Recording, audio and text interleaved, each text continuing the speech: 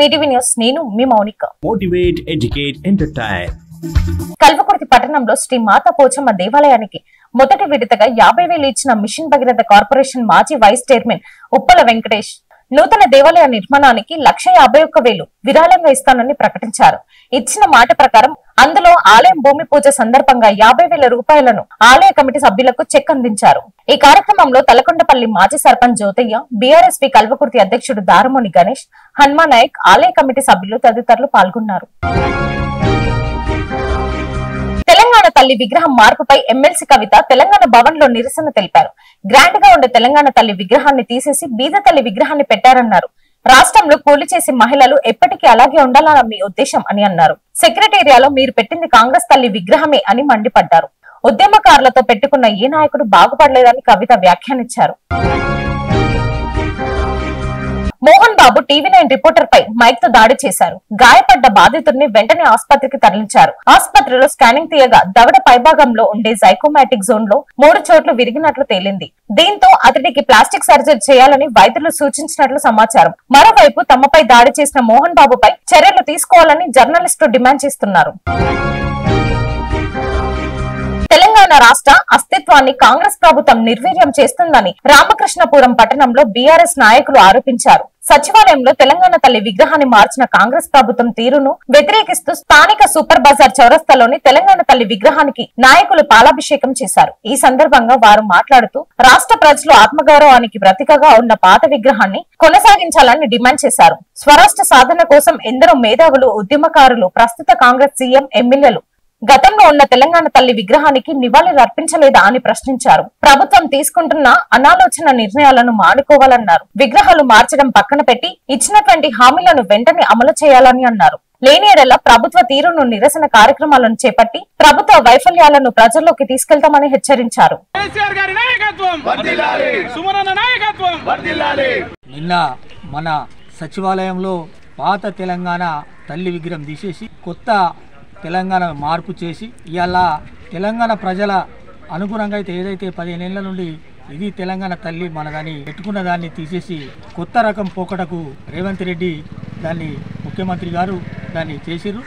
అదేవిధంగా నేను అనేది ఏంటంటే ప్రతి గవర్నమెంట్ వచ్చినప్పుడు మార్చుకుంటూ పోతే అది పద్ధతి కాదు. అది ఒక రాజు పెట్టినప్పుడు దాన్నే కంటిన్యూషన్ చేయాలి. ఎప్పుడు ఏ ముఖ్యమంత్రి కూడా ఈ రకంగా చేయలేదు. నేను అనేది అంటే మీరు 6 గ్యారెంట్లని మీకు ప్రజలకు, పేద ప్రజలకు చేసేటి బాధ్యతలు ఇంకెన్నో ఉన్నాయి. మీరు చేయవలసిన వాళ్ళు సంవత్సరం కాలమైన అవన్నీ మర్చి తెలంగాణ ప్రజలని ఇట్లాంటి రకమైన చేసి అయోమయంలో పడేసి, ఎందుకంటే మేము 10 ఏళ్ల నుండి 15 ఏళ్ల నుండి తెలంగాణ ఉద్యమంలో కూడా మీరు ఎప్పుడు పాల్గొన్న వాళ్ళు కాదు. ఈ కొత్త రకమైన పోకట్లు పెట్టి ప్రజల మధ్యలో వేరే దిక్కు దారి తీసి ఇవన్నీ ప్రజల్లో అయోమయాలు పనిచేస్తారు.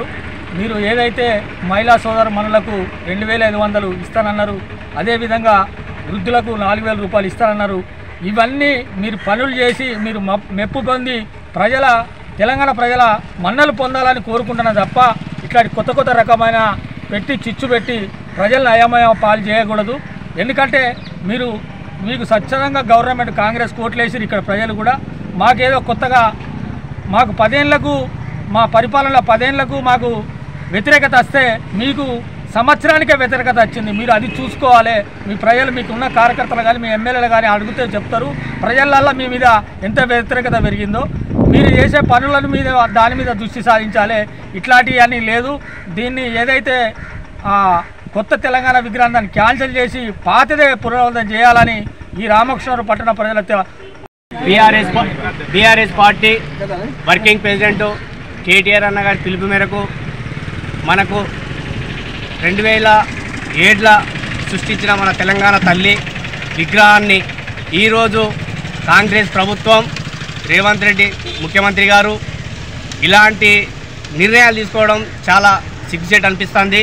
ఎందుకంటే తెలంగాణ తల్లిని ఒకసారి మనం చూసుకున్నాక, మనం చేసుకున్నాక, నిలబెట్టుకున్న తర్వాత కూడా ఇది కాదు ఇది అని కేసీఆర్ ఏదైతే చేసిండో దాన్ని మేము తీసేస్తాము, కేసీఆర్ ఆనమాలు లేకుండా చేస్తామన్నాడు. అది మీ మూర్ఖత్వం, అది మీకు మంచిది కాదు.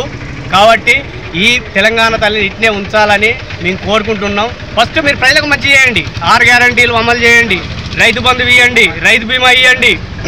మీరు ఫస్ట్ 2500 రూపాయలు లేడీస్కి ఇవ్వండి, 4000 పెన్షన్ వృద్ధులకు ఇవ్వండి. ఫస్ట్ అవి చేయండి. దీని మీద కాదు కేసీఆర్ తెలంగాణ తోరణం పెట్టా తీసేస్తా, ఇది తెలంగాణ విగ్రహాన్ని తీసేస్తా, ఇంకేదో తీసేస్తాడు.